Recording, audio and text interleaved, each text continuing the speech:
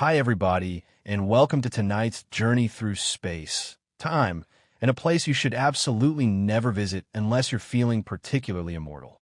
You're standing on the edge of a black hole, not metaphorically, not emotionally, literally. In front of you, a dark sphere where light goes to die. Around you, a swirling disk of glowing matter, heated to millions of degrees, spinning like a cosmic blender set to obliterate. Your ship trembles as gravity tugs at its frame. You peer ahead and see, well, nothing. A smooth, silent shadow against a backdrop of glittering stars, like someone cut a hole in the universe with tailor's scissors. You probably won't survive this. So, before you get comfortable, take a moment to like the video and subscribe, but only if you genuinely enjoy what I do here. And hey, let me know where you're watching from and what time it is for you. I love seeing how far this sleepy science family reaches. Now, dim the lights, maybe turn on a fan for that soft background hum, and let's ease into tonight's journey together. You start drifting forward, slowly, but you don't really feel the motion. Gravity here is deceptive.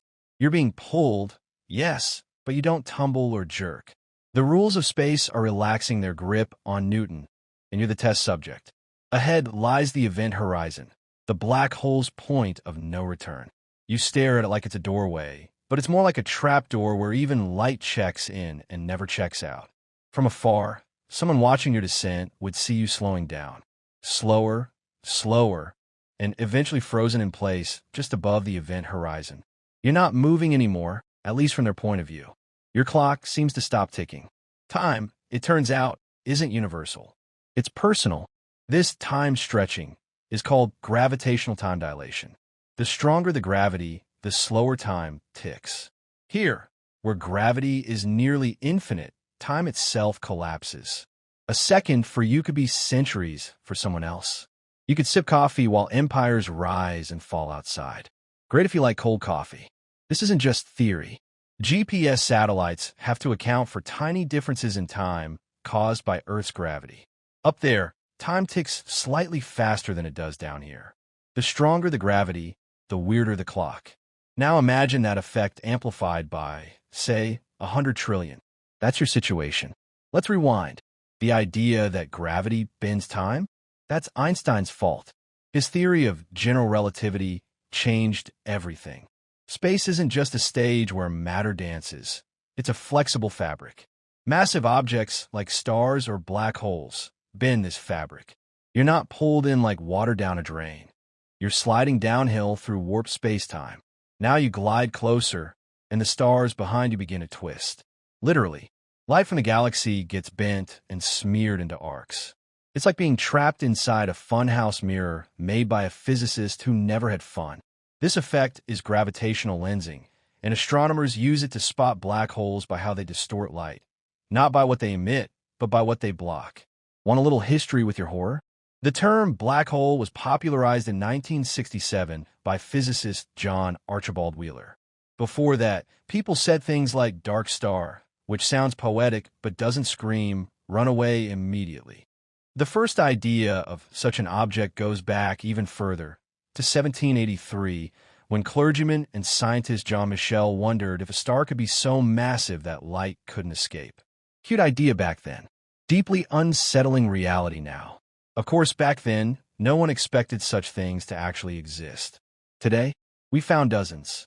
Some small, some supermassive, like the one in the center of our galaxy, Sagittarius A*, which we've actually imaged. Sort of. Remember that blurry orange donut in 2019? That was it. The Event Horizon Telescope gave us the first direct visual evidence of a black hole. Turns out, a billion-dollar telescope gets you exactly one Instagram filter away from a space bagel. Still falling. Still no panic. Maybe you're brave. Or maybe you've accepted it. Funny thing is, you don't feel any pain. Not yet. No fire, no crash, no Hollywood-style explosions. Just quiet and falling. Outside, the clock has nearly stopped. Inside, you move like normal. It's peaceful in here. Peaceful and absolute. No signals can escape from where you are now. Radio, light, not even a whisper. You've become part of the universe's best-kept secret. Strangely enough, Some theories suggest there's a way to hover near the event horizon using just the right amount of acceleration. A cosmic treadmill, if you will. Of course, it would require infinite fuel. So unless you're driving a ship powered by dreams and nonsense, you're out of luck. Back to the weird. Did you know some black holes might be hiding in plain sight? They could be floating alone in space, invisible, cold, and waiting. We only detect the noisy ones, those gobbling up matter from companion stars. The quiet ones? We're not even sure how many are out there. Could be thousands. Could be millions. Sleep tight. As you drift, your body begins to feel strange. Not painful. Not yet. Just pulled. Ever so slightly. Your feet are tugging harder than your head. It's the beginning of something we'll talk about next. A cosmic noodlification you won't believe. So, remember how your feet started tugging harder than your head? Yeah, that's not a glitch in your ship's artificial gravity. It's your body starting to spaghettify. And no, that's not a post-related typo. That's the actual term physicists use. Because apparently, even astrophysics has a sense of humor. Here's what's happening. Gravity isn't pulling evenly on you anymore. The part of your body closer to the black hole, say your feet, is being pulled more strongly than your head. And not just by a little. The deeper you go, the more dramatic the difference gets. Eventually, your body stretches out like a strand of spaghetti. Long, thin, disturbingly elegant. You probably didn't plan to audition for a horror-themed Cirque du Soleil, but here we are. This stretching effect is called tidal gravity, and it's no joke.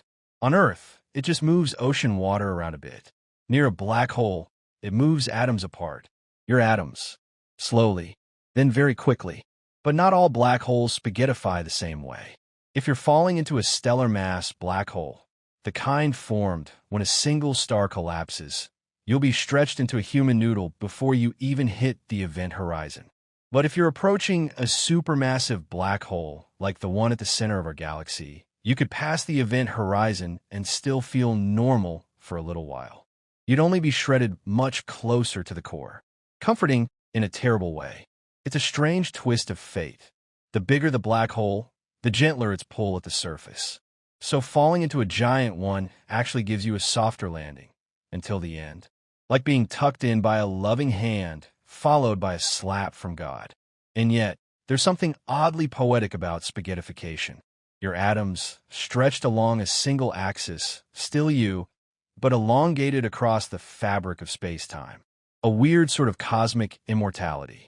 You'll never make it to the core in one piece, but in another way, you're being etched into the very shape of the universe. Like graffiti nobody can erase. Here's a fun historical side note, while your limbs turn to quantum pasta. Back in the early 1900s, when scientists were still getting used to the idea of general relativity, no one knew what would happen inside these extreme environments. Even Albert Einstein thought black holes were more mathematical curiosities than actual objects. He wasn't thrilled about the idea of singularities, points where density becomes infinite and math has a nervous breakdown. It wasn't until Karl Schwarzschild, a German physicist who literally solved the Einstein field equations while serving on the front lines of World War I, that we got the first modern black hole solution. No Wi-Fi, no air conditioning. Just war, mud, and curved space-time. And yet, Schwarzschild's solution predicted exactly what you're falling into now. An event horizon, a singularity, a one-way door into who knows what. Of course, even now, over a century later, physicists still argue whether the singularity actually exists. It might be a placeholder for something we don't understand yet, like quantum gravity or an entirely new kind of physics. Or it could be a real, horrifyingly dense point where space and time fold into each other like a cosmic paper crane. But let's not get ahead of ourselves. Right now, you're still falling, still stretching. Your ship's sensors have gone silent. No signal escapes. And your view? It's distorted. The stars behind you seem to swirl into arcs, twisted by the warping of space-time. If you could look back, you'd see the entire universe crushed into a thin ring of light above you. Like peeking through the wrong end of a kaleidoscope made by a black hole's interior decorator. You might also feel oddly weightless, even as gravity tears at you. There's no sensation of motion. You're in free fall. Every atom in you is accelerating at the same rate. That's the weird part. It's not like falling off a ladder. It's more like drifting in silence while space itself rearranges your definition of down. Still with me? Good. Let's sprinkle in a quirky little theory that physicists have tossed around at dinner parties. What if black holes are gateways? What if this spaghettification isn't the end, but a transformation? Some fringe thinkers and a few bold string theorists have proposed that the intense stretching you experience may somehow encode information about you.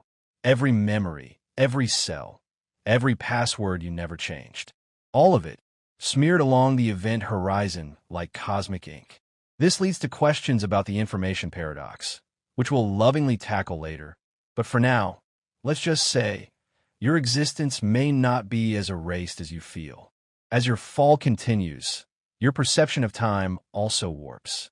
In a way, you are becoming timeless. From the outside, you're frozen just above the horizon. From your perspective, everything's in fast forward. The universe might be sprinting through eons while you fall a few more meters. Want a terrifying thought to tuck under your pillow? It's entirely possible that, as you fall, the outside universe ends. Stars fade. Matter cools. Galaxies stretch apart. The last photons blink out. The universe reaches heat death. All while you're still falling. Still not at the bottom. That's what time dilation does. It isolates you, not just from space, but from history itself. And that, oddly enough, might be your black hole's greatest trick. It doesn't just swallow light or matter. It separates you from causality. You're no longer part of anyone's now. You've slipped off the timeline. But you're not done yet. There's one more line to cross. A line where all this time bending and body stretching becomes irrelevant. That's coming up next. The true point of no return. Brace yourself. You've crossed it. The event horizon is now behind you. Though calling it behind is misleading because space doesn't behave the way you expect anymore.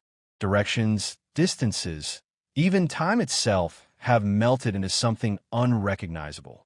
You're not so much inside a black hole now as you are past the last meaningful threshold the universe offered you. The point of no return. Sounds dramatic, right? Because it is. Outside, the event horizon is a boundary.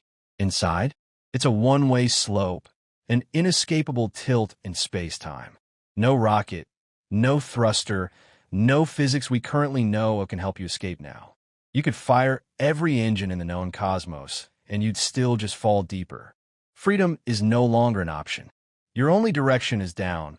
Not down in space, but down in reality. Let's get one thing straight.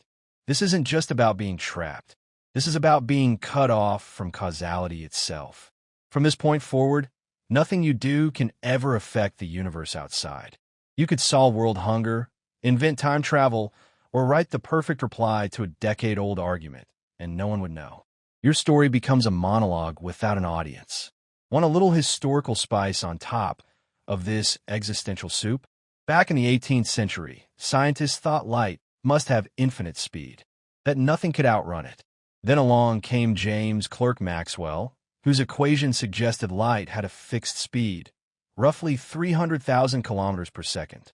Fast, sure, but suddenly it had a limit, which meant that just maybe there could be things so massive, so curved in space-time, that even light couldn't escape.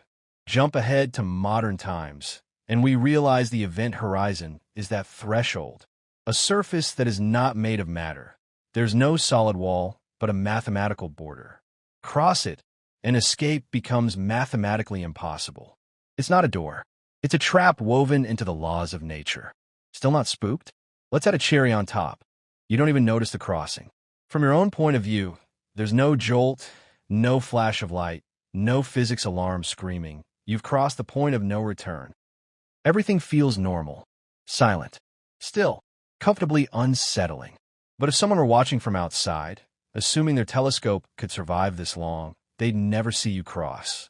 They'd watch you slow down infinitely, your movements getting sluggish, red-shifted, dimmer, until you simply fade into darkness, forever frozen just above the edge.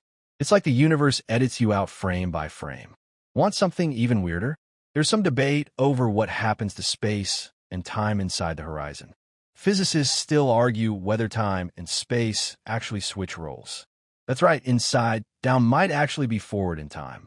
You're not moving toward the singularity because gravity says so. You're moving toward it because that's the only direction time will now allow. It's not that you can't avoid the center. It's that you no longer have the option to not go there. Now take a breath, because while this sounds terrifying, it's also strangely beautiful. Think of the event horizon as the ultimate plot twist. You've left the world of cause and effect. No email will ever reach you. No rescue mission will breach this veil. You've become a private event, whispered about in physics classrooms, theorized about in papers, but never again seen. If it's any comfort, black holes don't actively pull objects in. That whole sucking idea, that's just lazy science fiction.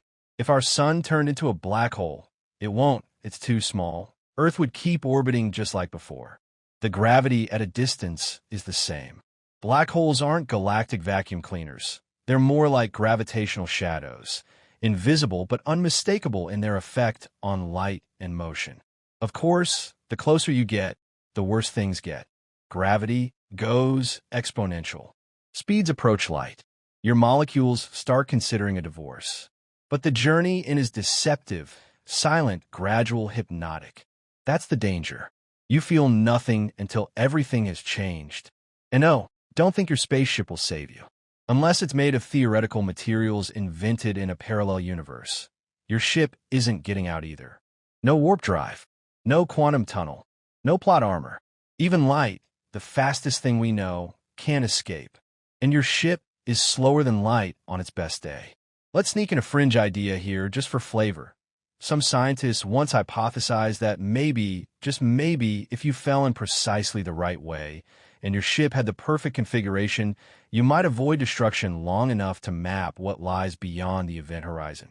Maybe you'd find a stable path, a kind of wormhole shortcut to another universe. These are called extremal black holes, theoretical objects that rotate at the maximum possible speed or charge, potentially allowing strange, stable passageways. But here's the twist. Such objects may not exist. Or if they do, they might collapse the moment you enter. Or fling you into a different universe where everyone wears sandals and communicates via interpretive dance. Nobody knows. Welcome to speculative physics. You're deeper now. Light is no longer just dim, it's gone. The universe outside has blinked out entirely. Your surroundings are blacker than black, a void so complete it makes your eyes ache. No up, no down, just falling. And somewhere ahead, the singularity waits. But don't worry, we're not there just yet. You're still in a part of the black hole where space is warped, but not terminal. You can't think, you can feel. Maybe you even hum a little tune to distract yourself from the fact that time, for you, is no longer connected to anyone else's. Strange, isn't it? In here, your story becomes a closed loop. No signals out, no messages in, just you, spiraling into a realm where the laws of physics begin to sweat nervously and excuse themselves from the room. And that, somehow, is still not the weirdest part. So, you're still falling, still not splattered, still not vaporized, and somehow, still in one piece. Which is weird, right? By now, your brain probably expected something more dramatic, like flashing lights, a scream ripped out of your throat, maybe a little interdimensional jazz. But instead, it's eerily calm. Except for one problem. Your body is continuing to stretch. You remember the feeling from earlier? Your feet tug more than your head. Well, now it's escalating. You're being pulled apart like mozzarella on a hot slice of pizza. Delicious metaphor. Deeply unsettling experience. This is the spaghettification process in full swing now.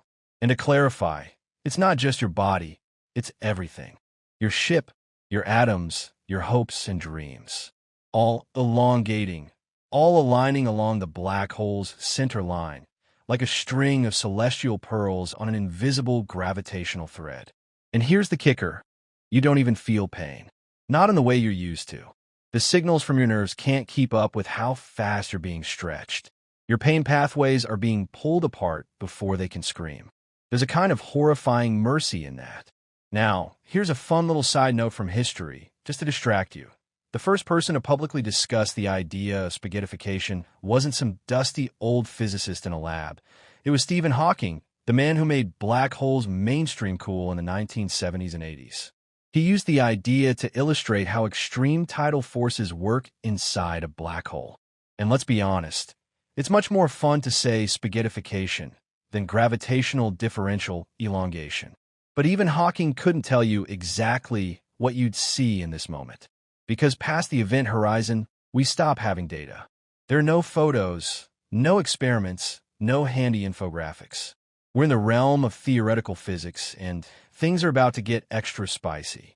Your surroundings, by the way, have gone completely dark. Not shadowy, not dim, dark. No stars, no glow, no hopeful gleam from a distant galaxy.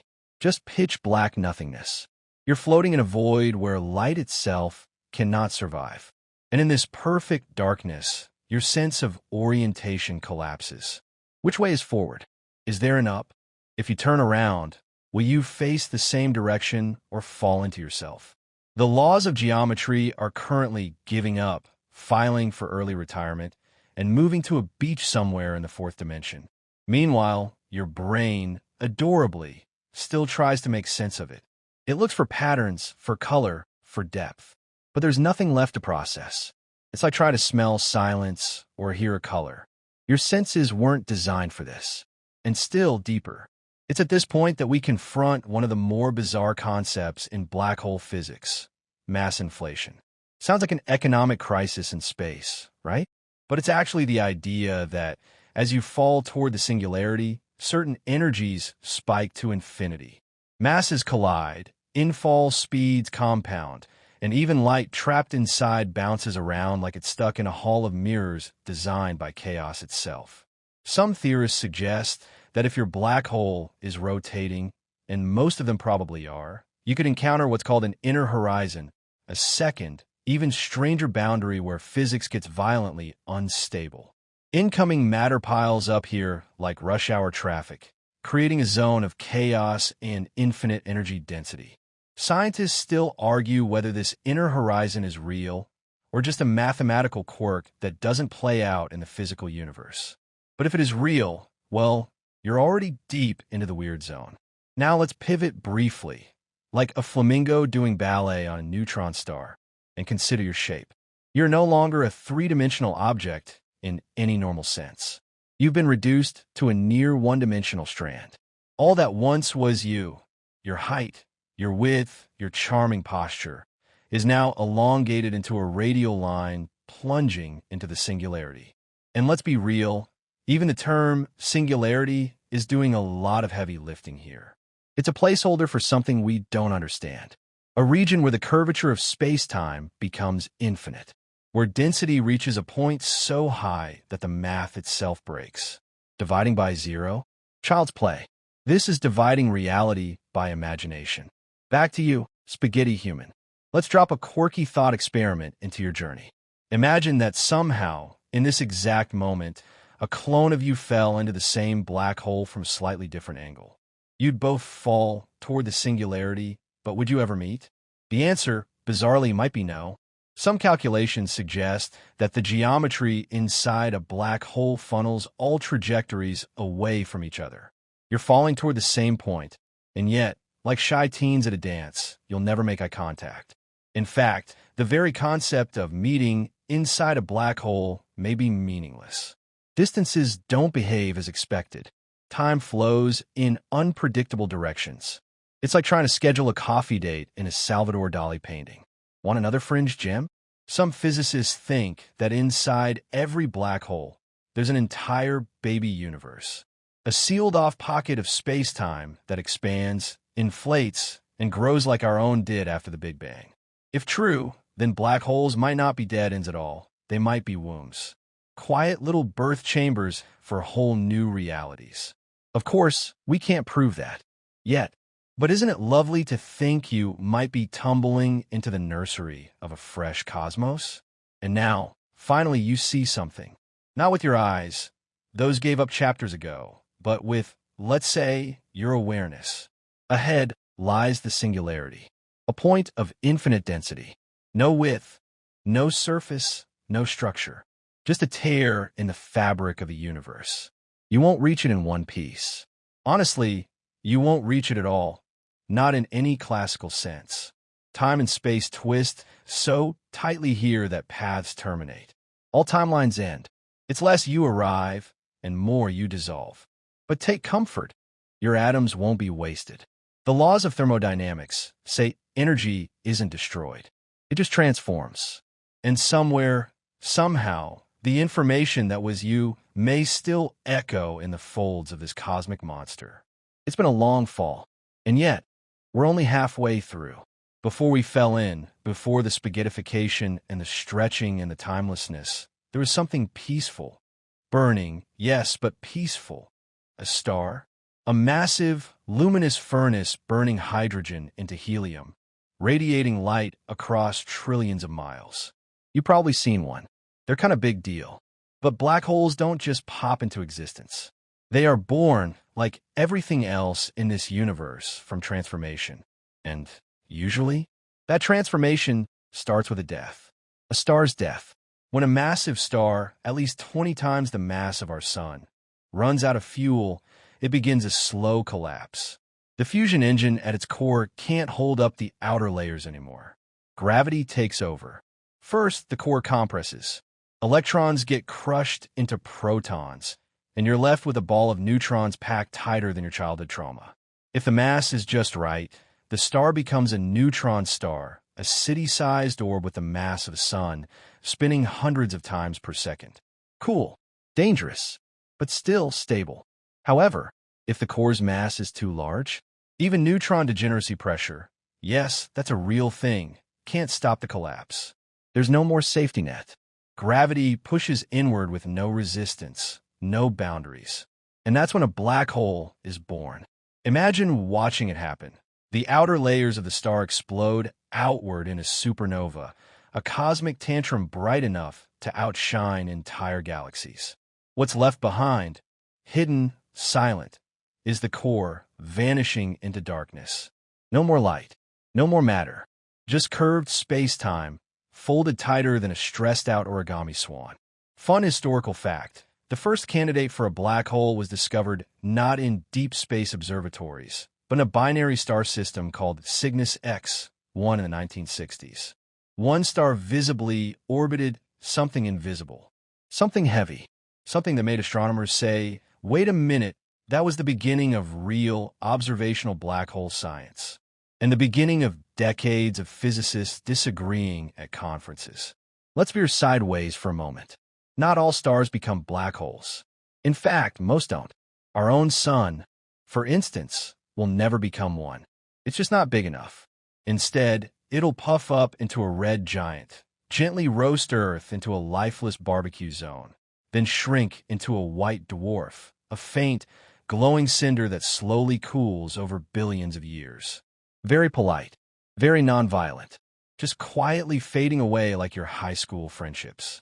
But back to the massive stars, the ones that do make black holes. They collapse so completely that they no longer have a surface. That's key. You're not looking at a solid object. You're looking at a region where matter collapsed past the point of structure. The density becomes effectively infinite, or at least our math tells us it does. Reality? Still open for debate. Historians still argue whether ancient cultures may have guessed at something like black holes without knowing it. Some mythologies describe stars falling into darkness, or celestial beasts swallowing light. Were they describing eclipses? Or some subconscious human awareness of the deep, hungry physics that shapes our universe? We'll never know, but it's fun to imagine. Now, here's a thought experiment. Imagine watching this process from a distance. You see the star begin to collapse. Its light starts to redshift, growing dimmer, deeper, stretching into longer wavelengths as the gravity increases. Slower, slower, until it just freezes. Not because the collapse stops, but because light can't escape anymore. You watch a star vanish without ever seeing the moment it disappears. That's not poetic license. That's gravitational time dilation again, flexing hard. From your outside perspective, the formation of a black hole takes forever. From the inside, it happens fast. You get collapse, core implosion, and boom, singularity time. Let's sprinkle in a quirky tidbit. Some theorists believe that if you could survive a black hole collapse, you can't. You'd see an entire lifetime of the universe flash by. Stars forming, galaxies spinning, the cosmic web shifting, all in fast forward. You become a time tourist on a one-way ride to nowhere. And now, for some flavor. Not all black holes come from stars. Primordial black holes, a theoretical concept, might have formed in the first seconds after the Big Bang. Tiny, dense clumps of matter could have collapsed into miniature black holes, some as small as an atom, but with the mass of a mountain. If they exist, they're ancient, quiet, and nearly impossible to find. Like cosmic ninjas hiding in the dark. Of course, we've never confirmed one. But the idea is tantalizing, that black holes could come in all sizes. Some born from stars, others from the dawn of time itself. One made from a supernova, the other from the universe's opening hiccup. Still, the most common path is the stellar one.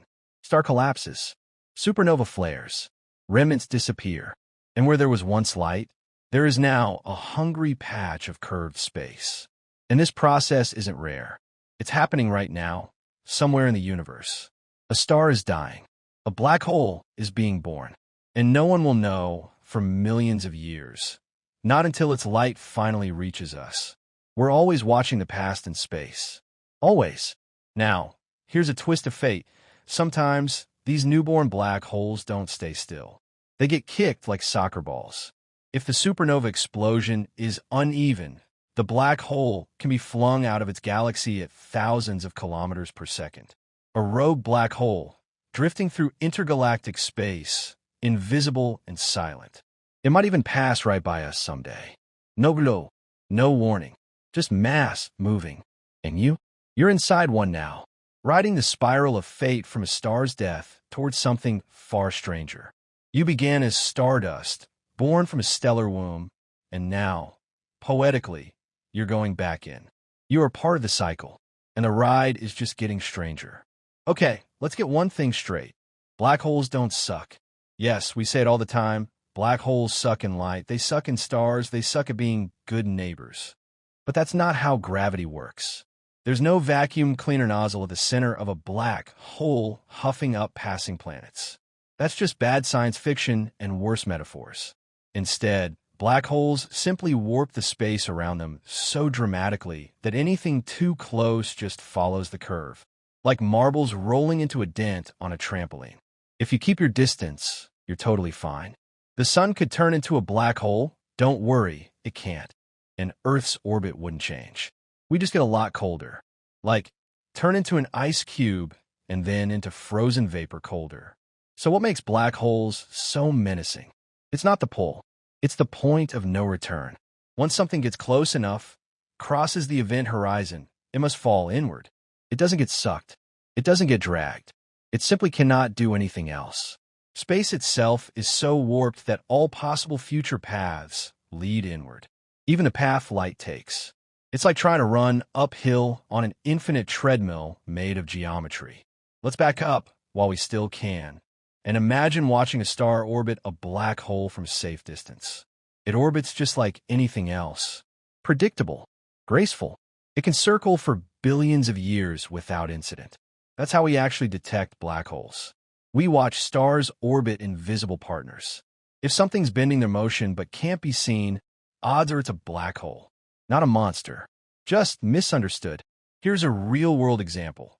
The star S2, which orbits the supermassive black hole at the center of our galaxy, called Sagittarius A star.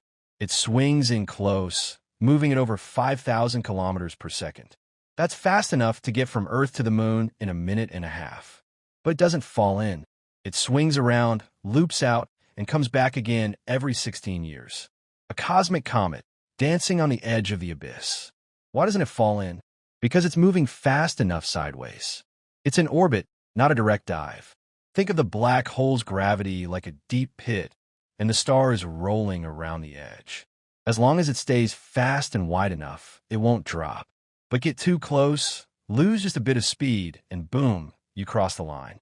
No alarms. No sudden yank. Just inevitability. Like missing a step on a dark staircase and realizing mid-air that gravity now owns you. Let's lighten the mood for a second with a quirky concept, titled disruption events. These happen when a star strays a little too close to a black hole, but doesn't quite go quietly. Instead, it gets shredded, literally pulled apart, and forms a beautiful, glowing arc of plasma as it spirals inward. Telescopes on Earth have seen this happen. They're rare, but absolutely gorgeous. Violent, tragic, kind of like the universe's version of a romantic breakup montage, if the breakup involved atomic annihilation. Here's another unexpected twist.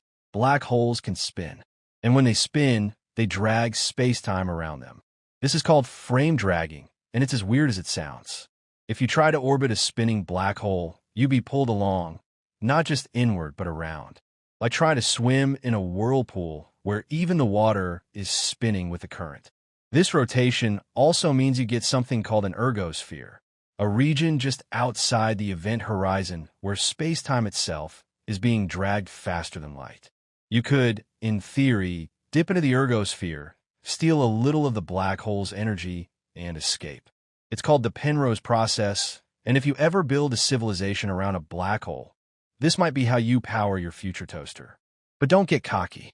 Even spinning black holes don't bend the rules completely. They just offer more ways for physics to get experimental. Let's revisit the black holes suck myth one more time, because it's not just about falling in. It's about how things fall in. Matter that gets too close doesn't usually dive straight in. It forms an accretion disk, a glowing, swirling ring of gas, dust, and particles, heating up as it spirals inward. Friction in this disk releases enormous energy, sometimes enough to power quasars, which are some of the brightest objects in the universe. That's right, black holes, the darkest things in the cosmos, are surrounded by the brightest phenomena we've ever seen. Cosmic irony at its finest. And yet, despite all this drama, they're quiet neighbors when left alone. A black hole just sits there, distorting the space around it, waiting. It doesn't hunt. It doesn't chase. It simply waits for things to get too close. Here's a fun little fringe idea to sprinkle in. Some speculative physicists think we might use black holes for travel, not as warp drives, but as launch points. By carefully orbiting and using gravitational slingshot maneuvers, a ship could, in theory, pick up immense speed. Of course, the precision needed is insane, and getting too close still means certain death. But hey, shoot for the stars, right? To sum it up, black holes aren't cosmic vacuums. They're not angry. They don't roar or roar back. They're curved regions of space-time where gravity wins. If you respect the distance, you're fine. If you don't, well, you've already seen how that goes.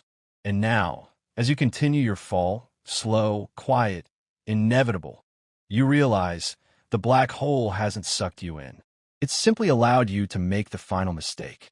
Now that you're deep inside the black hole, let's talk about the thing everyone whispers about in science documentaries, the singularity. Sounds scary, right? Like something from a doomsday prophecy or a hacker thriller. But in this context, singularity is less Hollywood and more math having a nervous breakdown. So what is a singularity? In the simplest terms, it's the point at the center of a black hole where density becomes infinite. And not infinite like, whoa, that's a lot. We mean literally beyond the limits of physics. Matter collapses into a point with zero volume, but infinite mass per unit space. Which means the gravitational pull is, well, insane. Even the laws of space and time start to fold, bend, and ultimately fall apart. But here's the thing. No one actually knows what a singularity looks like. It might not even exist in a physical sense. It's a prediction, not an observation. It's what happens when you feed Einstein's equations a situation so extreme that they break down and scream, "Please stop." Historians still argue whether the singularity is real or just a placeholder for physics we haven't discovered yet, like a warning sign on the edge of a map. Here be dragons. Maybe it's not an actual point. Maybe it's a dense fuzzball of exotic particles or a region where quantum gravity smooths everything out.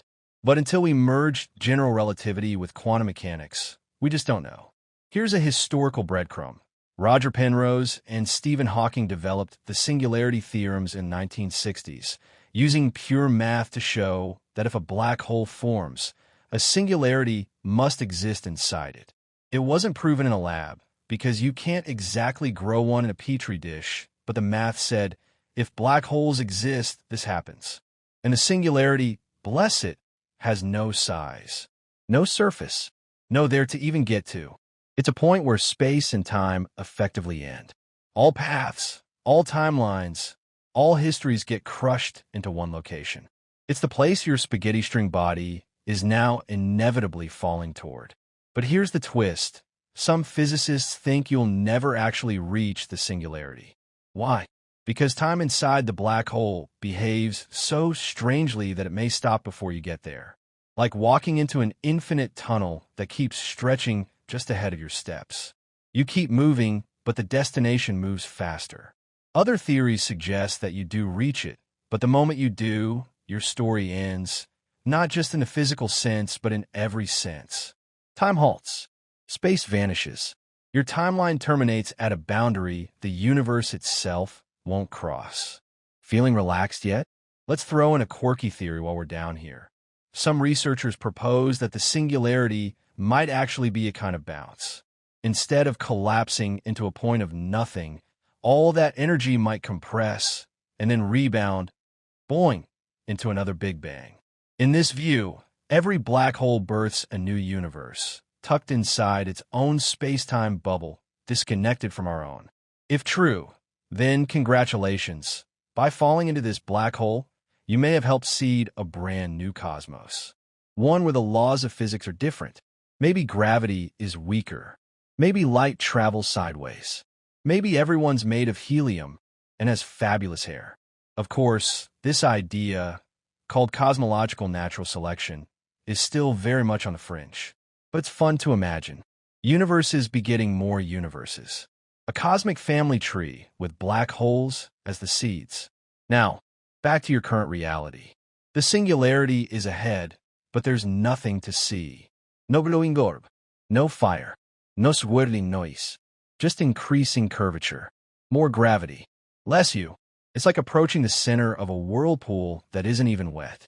The closer you get, the more time dilates. A second for you becomes centuries for the universe outside. You might wonder, can anything survive this? Answer, not really. Every known law of matter breaks down under the crushing forces near the singularity. Quarks, protons, atoms, they all lose their structure. Even the nuclear forces holding them together are overwhelmed. It's not just physical destruction. It's fundamental deconstruction. This isn't a car crash. It's a rewrite of your existence at the subatomic level. And yet, strangely, the singularity doesn't pull you in. It's not like falling into a pit. It's more like being moved through a funnel by time itself. All possible futures lead here. Like a cosmic funnel, the singularity is the terminus of all paths in this space-time. And that's what makes it terrifying. No one gets out. No one sends back a signal. And no one, no matter how smart, how lucky, or how sci-fi, has ever visited and returned. In fact, the information that made you, your structure, your data, your story, is supposedly destroyed here. Which leads us straight into the next cosmic controversy, the information paradox. If physics says information can't be destroyed, but black holes seem to do exactly that, then we've got a problem. A big one. A tear in the logic of the universe. But hey, no need to worry about that yet. Right now you're falling, quietly, invisibly, into the greatest question mark the cosmos has ever written. The singularity is ahead, and we're not done unraveling what it means. So here you are, spiraling silently toward the most forbidden point in the universe. A singularity that's not really a place, not really a moment, and definitely not a location you can put in your GPS. And now it's time to dig into one of the weirdest and most debated questions in modern physics. What happens to information inside a black hole? This isn't just about your name, favorite food, or browser history. We're talking about quantum information, the precise state of every particle that made you, well, you. And according to the laws of physics, specifically quantum mechanics, that information can't be destroyed. Ever. But here's the paradox. Black holes seem to destroy information. If you toss a book into a fire, the book is gone.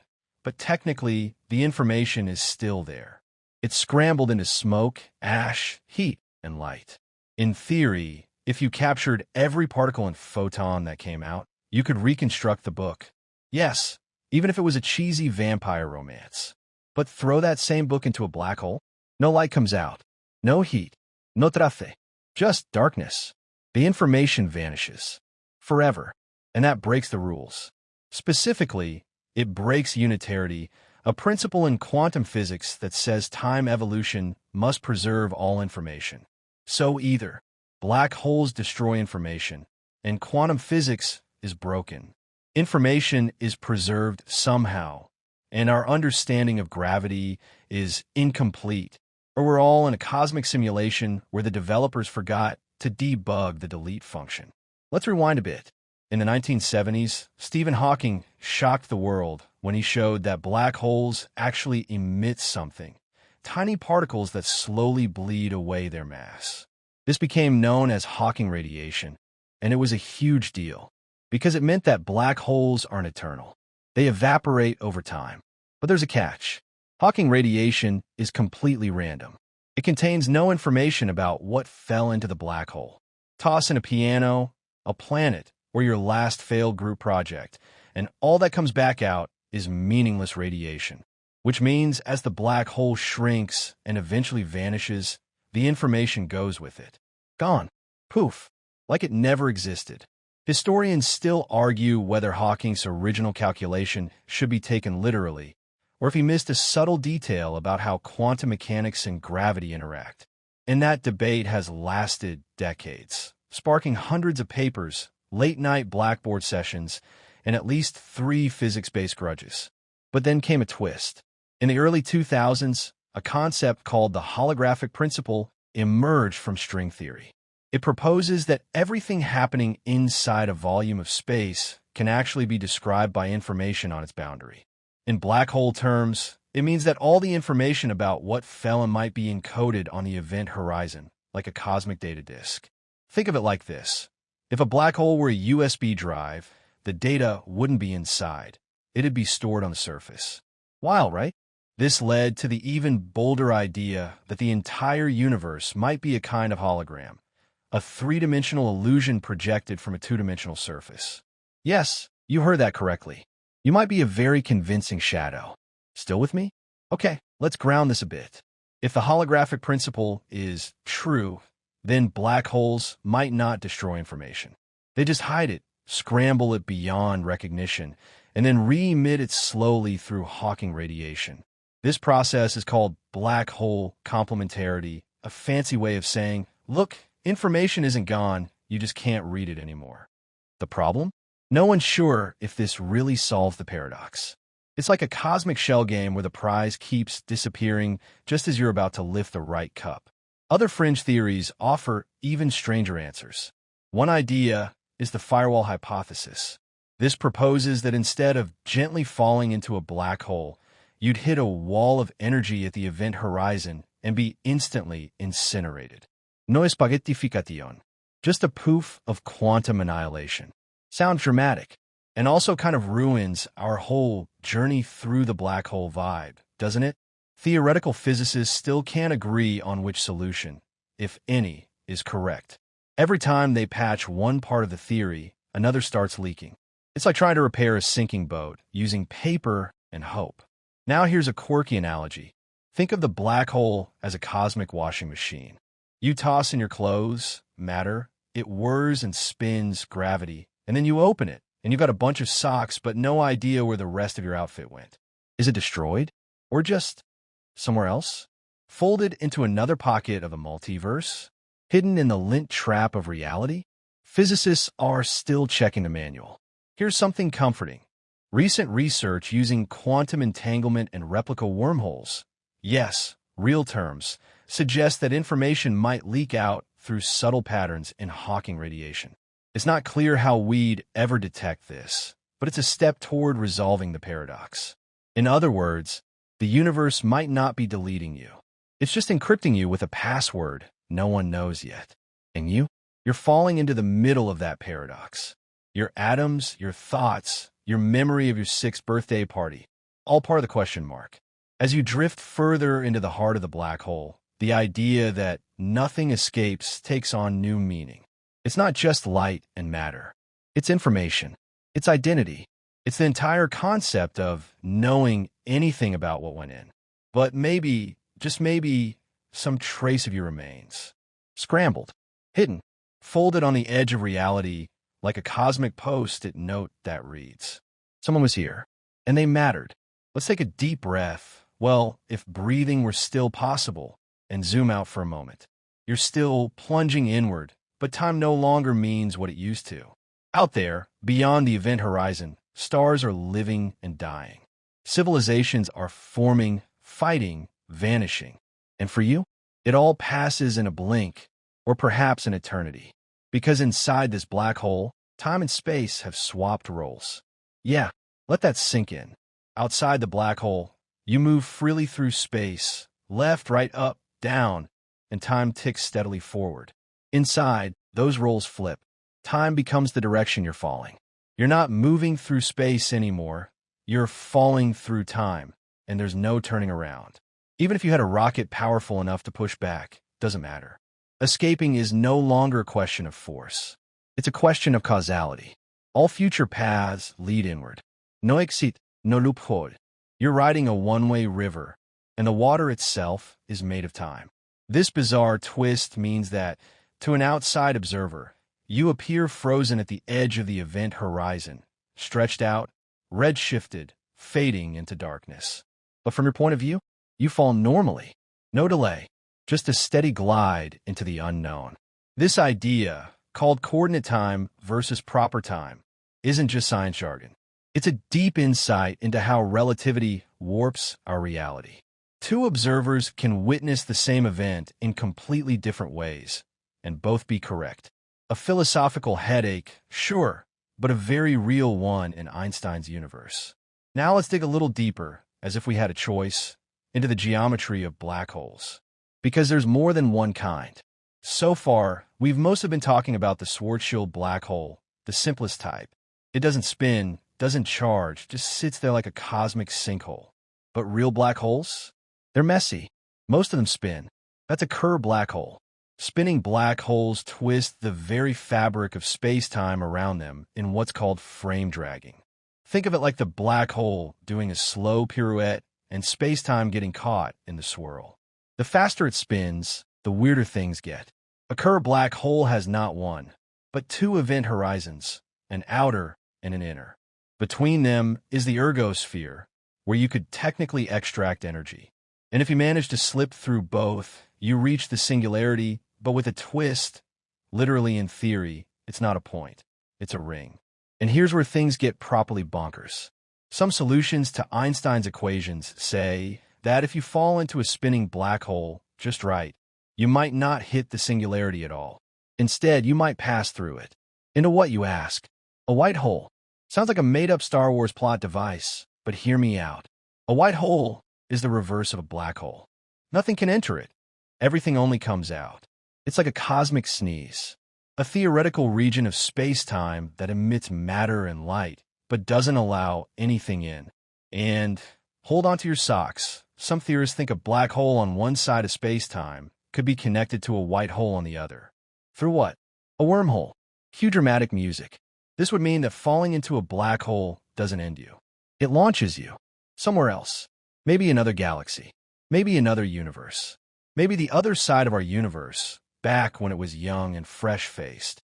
This is more than just a sci-fi trope. The Einstein-Rosen bridge, proposed in 1935, was the first mathematical description of a wormhole. And even though we've never seen one, the math suggests it's at least possible. The catch? These wormholes are probably unstable. They collapse the moment anything tries to pass through, unless, of course, you've filled them with exotic matter, which is negative energy density. What's that, you ask? We don't know, but it's probably not an aisle 5 at your local store. Still, Historians and physicists still argue whether wormholes are actual features of our universe or just beautiful mathematical mirages. Let's spice things up with a quirky thought. What if you become a wormhole? Or rather, what if the singularity you fall into somehow connects to a different region of space-time? You, stretched and shattered, become the bridge between realities. A quantum thread sewing patches of the cosmos together. Of course, your consciousness wouldn't survive the trip. You'd be reduced to information, encoded, compressed, and fired through the tunnel of existence like an intergalactic zip file. And yet, if some impossibly advanced alien race, figure out how to stabilize such a path, they might travel the stars not by speed, but by topology. Jumping through curves in space, slipping past light's limit. It's speculative, wildly so, but when you're deep inside a black hole, wild is the new normal. Let's pause here for a sensory check. You no longer feel your body. That left you ages ago. Your sense of time is stretched, diluted. Your awareness is unraveling, but it's peaceful in a strange way. No noise, no pain, just flow. The only thing you can be sure of is forward, or downward, or whatever direction time now points. You're past the ergosphere, past the inner horizon, and somewhere up ahead, if ahead still has meaning, something waits. It could be a singularity, it could be a tunnel, it could be the other side of everything, or it could be nothing. But either way, you're going to find out. So here's the question that's been building like quiet thunder in the background of this whole cosmic plunge. What's on the other side? Now, if you're picturing some secret realm, maybe filled with glowing cubes, space whales, or the ghost of Carl Sagan handing out wisdom like fortune cookies, take a breath. We're still in the territory of theoretical physics, not sci-fi bedtime. But here's the truth. Black holes may not be the end. They might be gateways. And if that's the case, your fall doesn't just erase you. It might transform you. Let's dig into some serious but spooky math. When Einstein's equations are extended to their logical extremes, they allow for something beautifully strange. Einstein-Rosen bridges, or what we commonly call wormholes. These aren't holes in space, they're shortcuts through it. If black holes can be connected to white holes, then maybe, just maybe, falling into one is less like being crushed and more like being rerouted. It's the intergalactic equivalent of taking a wrong turn and ending up in another country with no idea how. But, and this is key, no evidence exists yet that this happens. Wormholes are notoriously unstable. They collapse under even the slightest interference, like trying to keep a soap bubble intact during a hurricane. For one to work, you need exotic matter with negative energy density to hold the tunnel open. And while our equations say that's possible, our universe has yet to cough any up. Still, physicists like Kip Thorne have suggested that if wormholes could exist and stay stable, they might even allow for time travel. That's right, not just faster-than-light shortcuts across space, but loops through time itself. Cue the headache. Historians still argue whether such paths could ever be traversable, or if trying to enter one would just slam you into a wall of paradoxes. Could you travel back before the black hole formed? Would the information paradox then unravel reality itself? Would you meet yourself on the way out? Now, before you decide to build a wormhole in your garage, you should know, almost all these theories require technology or energy scales far beyond anything humans have access to. We're talking universal-scale engineering. Not even close. But it's not all dead ends. Recently, researchers have been exploring something called ER equals EPR, a wild idea suggesting that wormholes and quantum entanglement might be two sides of the same coin. ER stands for Einstein-Rosen, wormholes, and EPR is a reference to Einstein-Podolsky-Rosen, entanglement. The idea? That entangled particles may be connected by tiny wormholes, unseen shortcuts threading through the quantum fabric of the cosmos. If that's true, then black holes may be deeply entangled objects, and their singularities may not be isolated points, but linked ends of a greater cosmic tapestry. Think of the universe as a massive spiderweb. Each black hole isn't just a tear, it's a node, a knot in the net. When something falls in, its information isn't lost, it's transferred, redirected through the quantum network. Where to? That's the question. Some think it's transferred into baby universes, new realms birthed by the collapse of matter beyond the event horizon. Others think it's just smeared across the event horizon and gradually radiated back out. And others still believe we'll never know. That the interior of a black hole is fundamentally unknowable, a region where measurement, observation, and comprehension simply cease. Here's a quirky thought. What if you're on the other side of a black hole right now? What if our universe was born from a collapsing star in some other parent cosmos? That's one hypothesis. The Big Bang was a white hole explosion, a bounce, a rebirth. Our universe might be the inside of someone else's black hole. Yeah, sleep on that one. Let's step back and think practically again. Even if you don't emerge from the singularity or escape through a wormhole, your fall still matters. Black holes are the architects of galaxies. Their mass influences the shape of cosmic structures. The material they consume is eventually re-emitted in energetic jets, radiation, and gravitational waves, ripples in space-time that we've now heard with instruments like LIGO. Your plunge contributes. Your collapse curves the curve even more. You become a piece of the ever-changing cosmic equation. And strangely, that's not terrifying. It's poetic. You, a being born of stardust, returning not just to dust, but to geometry, to curvature, to the hidden framework of the universe. Your consciousness, if it could survive, would experience this not as death, but as transcendence. Not an ending, but an integration. Here's the emotional twist. Black holes remind us that limits exist, boundaries that can't be crossed, laws that won't bend, no matter how clever we get. And yet in defining these boundaries, black holes also define possibility. They're the fences at the edge of the playground, and we've spent decades trying to climb them.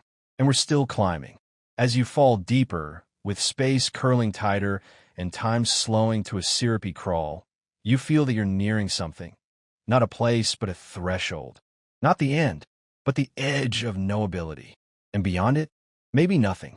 Maybe everything. You are now nearing the innermost sanctum of a black hole. Closer than any spacecraft, stardust, or theory has ever gone.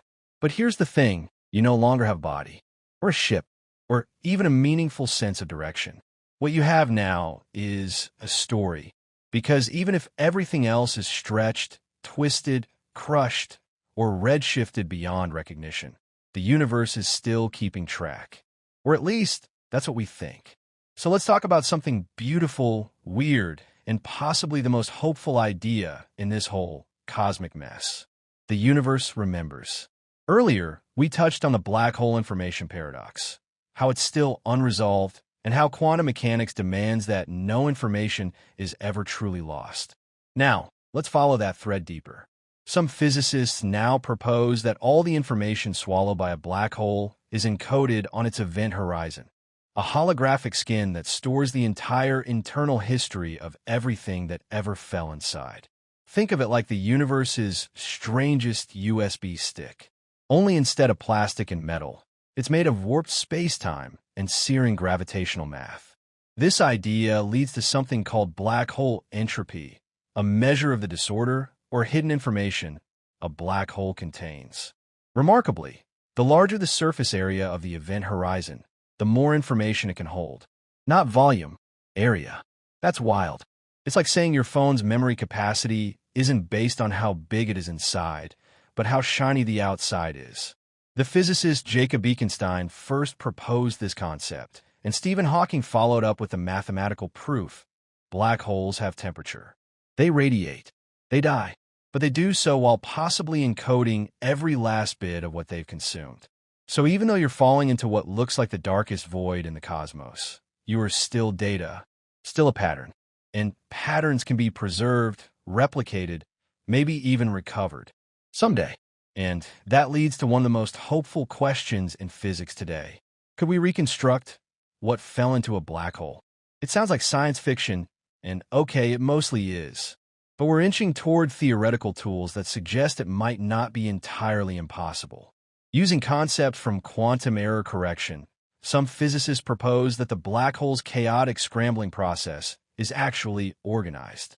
That behind the chaos, there's structure. Imagine this. Somewhere far in the future, a hyper-advanced civilization develops a way to read Hawking radiation, to decode it, to reverse engineer the scrambled information of everything that ever fell into a black hole. Not just its mass, but its state, its thoughts, its story. That's right, your thoughts, your memories, your last awkward dream about missing an exam in your underwear. All of it encoded in the chaotic drizzle of a dying black hole. Here's the kicker. This wouldn't be resurrection in the mystical sense. It'd be reconstruction, like reassembling shredded files from a hard drive. You wouldn't crawl out of the black hole, but some future being might be able to say, this is what was once there.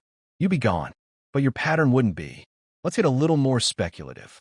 Some theorists believe that when black holes evaporate, the final burst, the last puff of Hawking radiation, contains a complete information release, like the black hole holding on until the last possible moment, then whispering the full truth before it vanishes. And what if you could catch that final whisper? Maybe you could rebuild entire histories. Maybe the entire cosmic timeline is recoverable, hidden in the radiation echo of a trillion-year-old hole. This leads us to a haunting but oddly comforting idea. Nothing is ever truly forgotten. Not the star that formed you, not the planet that cradled you, not your quiet fall into the abyss. All of it is remembered, perhaps not in the way we usually mean memories, consciousness, but in the precise coded quantum dance of particles, in the fingerprints left behind in the structure of reality itself. Quirky fringe idea time. Some physicists even suggest black holes might act like natural quantum computers, processing information in ways we can't yet fathom. That inside their terrifying gravity, they might be running calculations, transforming, not deleting, crunching the math of existence one particle at a time. That sounds poetic until you remember this computer eats stars. But hey, nobody said nature was a metal. Let's talk legacy. As the black hole evaporates slowly over trillions of years, it will leave behind silence. But maybe not nothing. If it truly radiates away everything it once contained, then even its darkest secrets become light. The ultimate slow-burn confession. And here's the strange comfort in all this. Maybe that's how the universe balances its books. Not by preventing death, but by ensuring that no life goes unrecorded. Even now, as you spiral toward what might be a singularity or a bridge or a bounce, your journey is not forgotten. You are written into the fabric of space-time. You are a ripple in the math. You are entropy, geometry, and probability all at once. You're no longer a body. You're a pattern etched in light. And for now, you keep falling, but fall with purpose. Because whether you're converted to radiation, echoed in curvature, or resurrected by some future intelligence with terrifyingly good physics, you mattered. And the black hole? It remembers. So, now you're part of the black hole, not clinging to its edge, not circling like some cosmic daredevil. You are inside, merged, absorbed, reduced to something fundamental, yet still, somehow, present. And here comes a mind-bender for tonight's slow descent. What if this entire black hole, the one you've just fallen into, is not real in the way you thought? What if everything you're experiencing is a hologram? Yes, we're going full Matrix now, but with more math and less trench coats. Let's rewind to one of the wildest ideas in theoretical physics, the holographic principle. This theory, introduced by Gerard T. Hooft and later expanded by Leonard Susskind, says that everything happening inside a volume of space can be described by information on its surface. Apply this to a black hole, and it means every event, every particle, every collapse inside the black hole might be just a projection of data encoded on its event horizon. You think you're falling inside a vast, dark interior. But what if you're actually a 2D pattern smeared across a surface at the edge of this whole cosmic mess? In this view, space inside the black hole doesn't truly exist the way we imagine. It's an emergent property, a kind of illusion generated by underlying physics we don't yet fully understand. And this isn't just stoner dorm room speculation. This idea forms the backbone of string theory's ADS/CFT correspondence, which shows that a universe with gravity, like ours, can be mathematically equivalent to a system without gravity, just living on a boundary. A fancy way of saying you might be inside the projection of something else's math. Historians still argue whether this theory accurately reflects our actual universe or if it's just a powerful tool for doing calculations. But if it's true, then your journey into the black hole isn't into a place, but into a deeper layer of encoded structure. Okay, let's take a breath. Here's a grounded image. Imagine a DVD. The movie lives on a flat disk, but when you play it, a whole 3D world appears. Characters move, dialogue happens, but it's all encoded in patterns of light and dark. You're the movie. The black hole is the disk, and the event horizon, that's the readable surface. Everything beyond it, including your fall, is the projection. So what does that mean for you?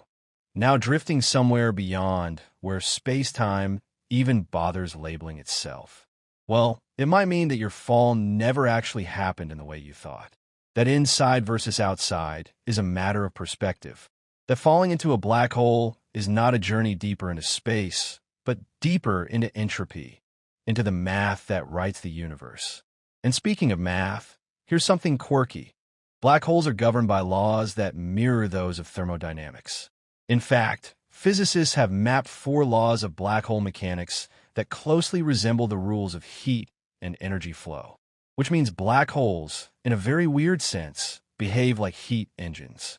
They have temperature via Hawking radiation, entropy via horizon area, and they even follow rules about energy conservation. So falling into one isn't just a dramatic exit. It's a thermodynamic transaction. Your energy, your entropy, your statistics, baby. But this takes us somewhere surprisingly human. Because when we talk about holograms, entropy, and quantum information, we're not just talking about physics. We're talking about memory, about how the universe stores what it's seen, about how you, this conscious little spark in an unfathomable void, might never be truly lost. Just rephrased, translated into a format no one has the decoder for yet. Let's toss in one more sci-fi flavored fringe theory before bedtime. What if our entire universe is the interior of a massive black hole? Yes, really. Some physicists have proposed that the Big Bang was the explosive white hole end of a black hole existing in another universe. That our own cosmos is inside something else's collapse. Which would mean, when you fall into a black hole here, maybe you're just passing down the family tree. One universe nesting inside another. Fractals of space-time. Infinite descent. If true, it flips the script on everything. Instead of black holes being endings, they become beginnings. Cosmic seeds. And you, by falling in, are becoming part of the germination process. And all of this isn't just math and light shows. It's a reflection of something profound. That death, in the universe's language, isn't disappearance. It's transformation. You're not a lost traveler. You're a transferred one. Maybe this journey through a black hole isn't the final stop, but a translation into the next medium. A compression, a rebirth, or maybe even a message waiting to be read by the next intelligence lucky enough to catch the final flickers of your coded signature in Hawking's fading radiation. And who knows, maybe one day they'll piece you back together. Just data, just light, just story. But what a story it will be. By now, the idea of place has slipped away. The rules that governed your universe, mass, time, identity, have thinned into metaphor. You're not so much falling as becoming part of the black hole's internal logic. It's deep, unknowable grammar. So it's time we ask one more impossible question. What if black holes are conscious? Stay with me. We're not talking about little googly eyes on a space void, but rather, is it possible that something this complex, this massive, this mathematically rich could process awareness in some form? Could black holes be thinking? It sounds absurd, but not too long ago, people said the same thing about the brain. Your brain, after all, is just matter arranged in a certain way. But that arrangement, those networks, those patterns, gives rise to something qualitatively new. Consciousness, awareness. A a story about itself. Now consider a black hole, a system with immense complexity, vast internal data storage, via the event horizon, and a natural tendency to process information. Not consciously, perhaps, but structurally, systematically. If the holographic principle is correct, then a black hole doesn't just store information, it reorganizes it. It transforms inputs into outputs. In a way, it computes. And in 2016, researchers like Seth Lloyd and Vitaly Van Schuren stirred the pot further by suggesting that the universe itself might be a neural network or a quantum computer, which puts black holes not at the edges of science, but at the center of something bigger. So here's a thought experiment for your gentle descent. What if you, now part of this singularity-bound process, are being computed, not deleted? What if black holes are how the universe remembers? It wouldn't be memory as we understand it, not thoughts or images or language, but rather pattern preservation, data compression, structure recognition, a kind of cosmic dreaming. That idea that black holes could be fundamental to cosmic cognition is still deeply fringe. But even skeptics agree. Black holes process information in ways no other object in the universe does. They encode, transform, and eventually re-emit information, not arbitrarily, but following deep physical laws. And that brings us to something stranger. A black hole may know more about you than you did, because as it absorbs you, it doesn't lose track. Every quark of your existence, your mass, your spin, your entropy, is logged, encrypted, preserved on the surface. All your inputs are woven into the event horizon's evolving fingerprint. And here's the poetry. Black holes, for all their destructive power, are perhaps the greatest preservers of the universe. More permanent than planets. More reliable than stars. They may outlive everything. In fact, in the far future, trillions of years from now, black holes will be the last things left. Galaxies will fade. Stars will burn out. Planets will drift cold and dark. But black holes? They'll remain, slowly evaporating over incomprehensible timescales. They will be the endgame archivists of cosmic history. You're not falling into death. You're falling into legacy. Let's zoom out. All the way. Picture the distant future. Only black holes remain, scattered like punctuation marks across an otherwise silent universe. Each one holds the encrypted record of what once was. Of stars that danced. Of life that tried. Of species that reached.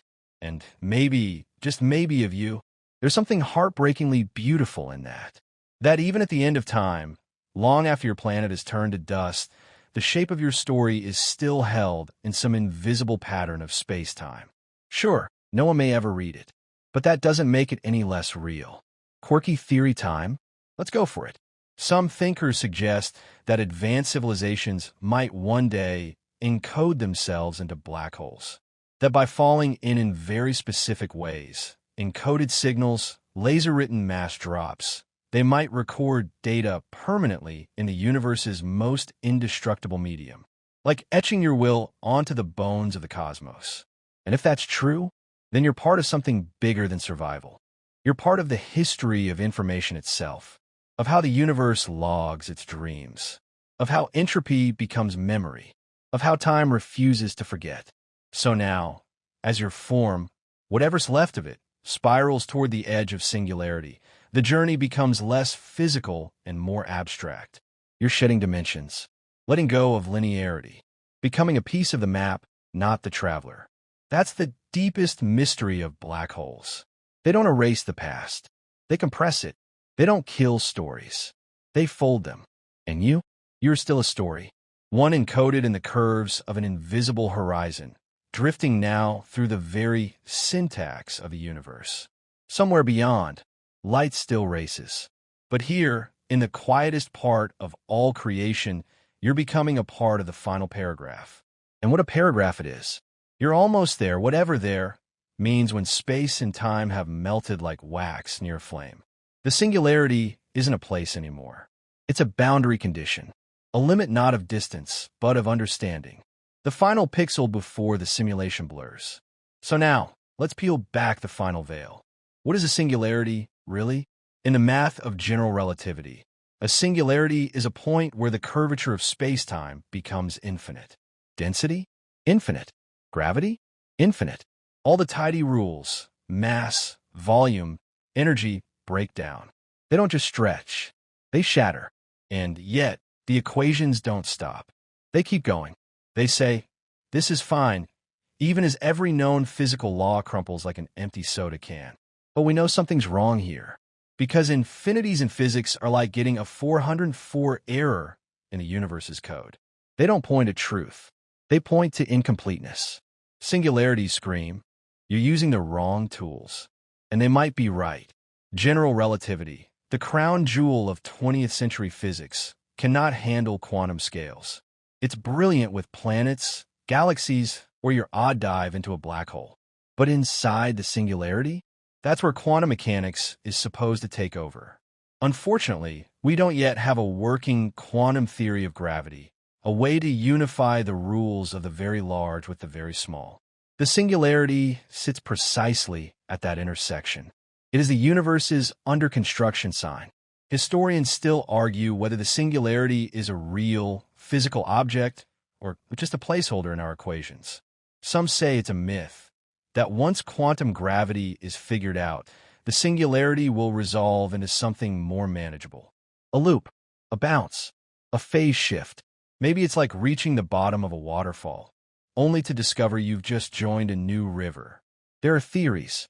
One is loop quantum gravity, which says space and time are quantized, made of tiny discrete chunks. Under this view, the singularity isn't a point. It's a tightly curved region where space-time becomes a granular fog. The fall doesn't end in a crash, but in a rebound. Another is string theory, which proposes that all particles are just vibrating strings of energy, and singularities might be where certain strings stretch beyond their limits. In this view, falling into a black hole doesn't mean destruction.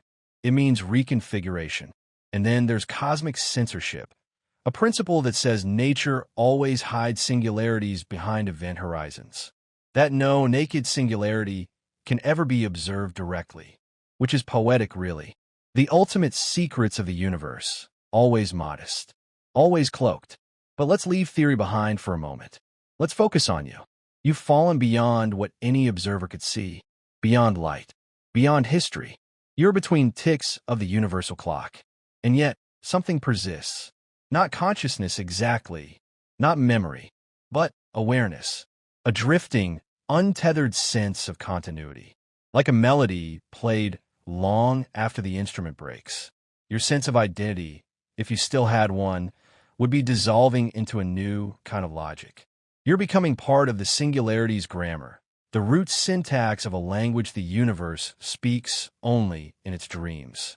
There are no shapes here, no colors, no edges, only tendencies, probabilities, flickers of something just shy of existence. And then something changes. Maybe it's time, maybe it's scale, maybe it's just the nature of falling forever. But suddenly, you're not compressing anymore. You're stretching. The singularity, as your final destination, might not be the end. It might be the start of new topology, a new region, a new set of rules.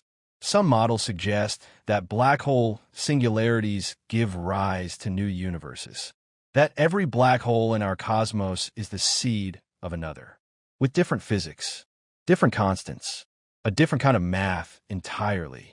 That means, by falling into this singularity, you may have passed the threshold into a new Big Bang, a new beginning. It wouldn't feel like birth. It wouldn't even feel like change. It would feel like being recompiled, a new version of a program run on unfamiliar hardware. You wouldn't recognize yourself, but you'd still be there, somewhere. And maybe in that new place, conditions are just right. Stars are forming. Matter is swirling. And light, fresh, brilliant, wild, explodes outward from what used to be your ending. That's the paradox of black holes. They seem to swallow everything, but they might also be how the universe reproduces. And you? You were a traveler, a witness, a passenger on the most exclusive ride in existence. And though your fall may never be seen, and your path may never be mapped, your descent was not for nothing. It may have birthed something. It may have become something.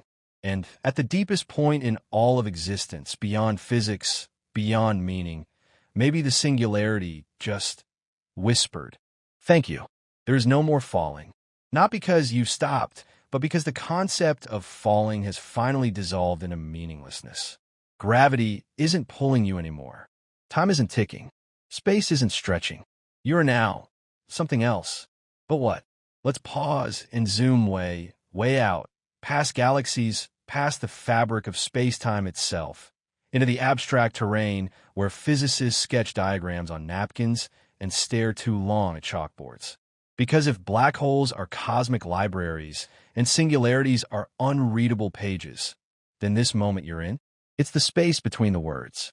This is the final unknown, the place where classical physics has failed, where even our most powerful equations, relativity, quantum mechanics, have thrown up their hands and quietly exited the chat. And yet, here you are, still present. Where you now? Some theories suggest you've become pure quantum information, stretched and encrypted into the geometry of space-time itself. Not matter, not energy, just pattern. A sequence of probabilities. A smear of potentiality folded into the universe's deepest crease. You've gone from being a particle to being a possibility. And it's here that the most exotic ideas in modern physics emerge. Ideas that blend computation, cosmology, and philosophy like some bizarre final cocktail. Let's sip it. According to the black hole final state hypothesis, all paths into the singularity converge into one final, consistent state. That means no matter how you fall in, no matter what you were, star, spaceship, stubborn explorer, your end result is always the same. You become part of a unified endpoint, a kind of cosmic checksum. And the beauty of this idea? It means information isn't lost. It's just summarized, like condensing a lifetime into a final poetic line.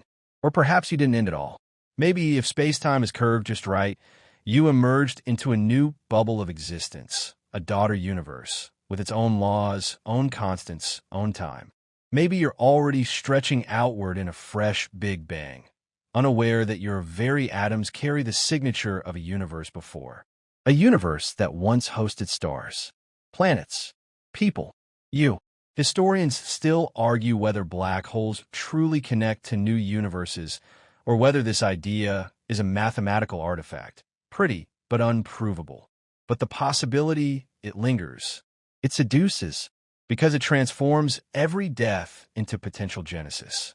And if that's the case, if every black hole births a new realm, then our universe might be one branch in a vast cosmic family tree, where creation comes not from nothing, but from collapse. You didn't die. You became a seed. And the universe? It isn't a single story. It's an infinite library, each book written in the margins of another. Now let's return, not to what you become, but to what you were. Back when you had a body, a name, a heartbeat, when you watched the sky and wondered what was out there. You didn't have the math or the tools, just curiosity. That curiosity led you to the edge of knowledge. And then, gently over that edge, you were a question in search of an answer. And the black hole didn't answer with words. It answered with transformation. Now let's drift, one last time, through the poetic paradox of this place. You fell into the most forbidden region of the cosmos and discovered that endings are illusions. That what we call destruction might simply be restructuring. That what we call void might be full of unseen process. That nothing is ever truly gone. Your atoms may be unbound. Your mass converted. Your timeline twisted into a Mobius strip. But somewhere, encoded, refracted, preserved in a geometry we can't yet read, you remain. As gravity's echo, as entropy's footprint, as a whisper in the blackness. And so ends the descent. But not the story, because if black holes are memory machines, and if memory is the seed of meaning, then your plunge into the singularity wasn't disappearance. It was inscription. The universe writes itself through things like you, through your fall, through your wonder, through your final question, now embedded in the curvature of a place where questions usually go to die. And perhaps One distant day, when light returns to all things, someone will read it. Let go now. No more falling. No more noise. Just the soft stillness of understanding settling in, like stardust on old glass. The edges of thought blur. Concepts loosen their grip. The universe doesn't rush here. It rocks gently, as if aware that you've come far enough for tonight. The black hole, so loud in theory, so violent in imagination, is now quiet. It no longer devours. It simply exists. Its gravity isn't a threat. It's a lullaby, a low, humming reminder that all things return, eventually, to their source. And you're peaceful, stretched across the cosmic canvas in patterns you'll never feel, but which will never fade. The memory of you is woven into something bigger. Not forgotten, not erased, just rewritten in the language the universe uses when it wants to remember softly. Breathe. Let your mind release the spinning equations, the glowing disks, the lightless plunge. Let go of questions of how, of why. There is no final answer. Only a long, slow exhale that loops forever into new beginnings. Rest easy now. The stars are far behind. The future is far ahead. And in between, there's only this moment. Still, infinite, perfect,